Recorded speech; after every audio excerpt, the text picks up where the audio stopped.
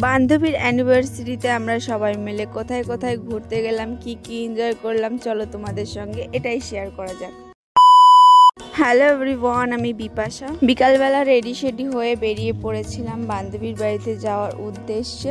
আমি না সেরকম করে জানতামই না বান্ধবীর আজকে অ্যানিভার্সারি। আমি গেছিলাম ওদের বাড়িতে, বাট আমি জানতামই না যে ওর অ্যানিভার্সারি। তো আমি ওকে উইশ করলাম। সবার প্রথমে গিয়ে ওর সঙ্গে একটুখানি কথা বললাম।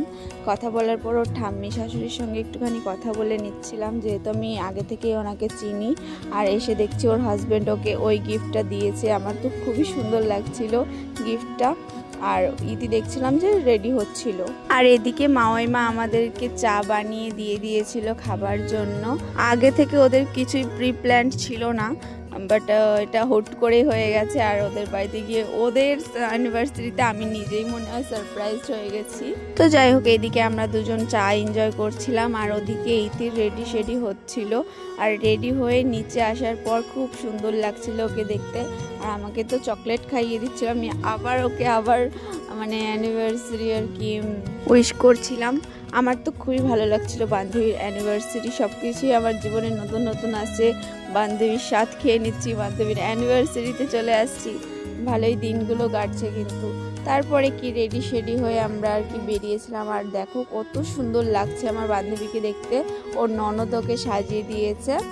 আর তারপরে আমি ওদের বাড়ি থেকে বেরোনোর আগে মাইমার সঙ্গে একটুখানি কথা বলে নিচ্ছিলাম যে মাইমা ভালো থাকবেন কি হ্যান ত্যান এসব বলে দিচ্ছিলাম। যেহেতু আমি জানতাম না ওদের আর কি এসব প্ল্যান আছে, তো সেহেতু আমি গিফটও আনতে পারিনি। তার জন্য দুটো গোলাপ কিনে ওদেরকে দিয়ে দিয়েছিলাম। সেরকম কোথাও আমরা যাইনি। আমাদের কলেজের সামনে একটা সুন্দর পার্কের মতন আছে, তো সেখানে আমি বললাম যে চল আমরা ওইখানটাতে যাই। তারপর ওখানে গিয়ে ওদেরকে আমি অনেক ছবি তুলে দিয়েছি। হ্যাঁ, কেউ তোমাকে ক্রেডিট দেবে না, তার জন্য আমি নিজের ক্রেডিট নিজেই নিয়ে নিচ্ছি। ওদেরকে আমি অনেক সুন্দর সুন্দর ছবি তুলে দিয়েছিলাম।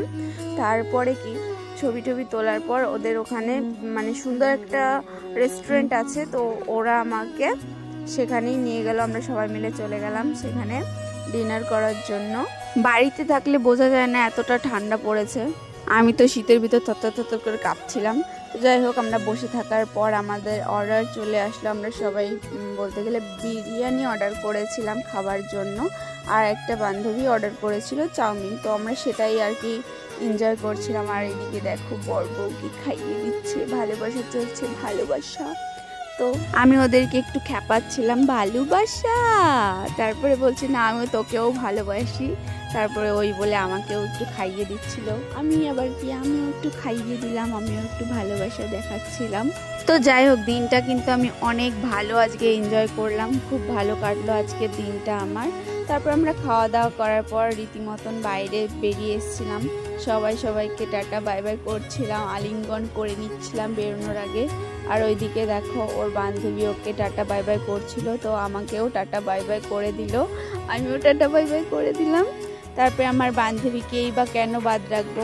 তো যাই হোক বন্ধুরা, আজকের ভিডিওটা আমার এই পর্যন্তই। ভালো লাগলে অবশ্যই লাইক কমেন্ট সাবস্ক্রাইব করে দেবে। Tata bye bye.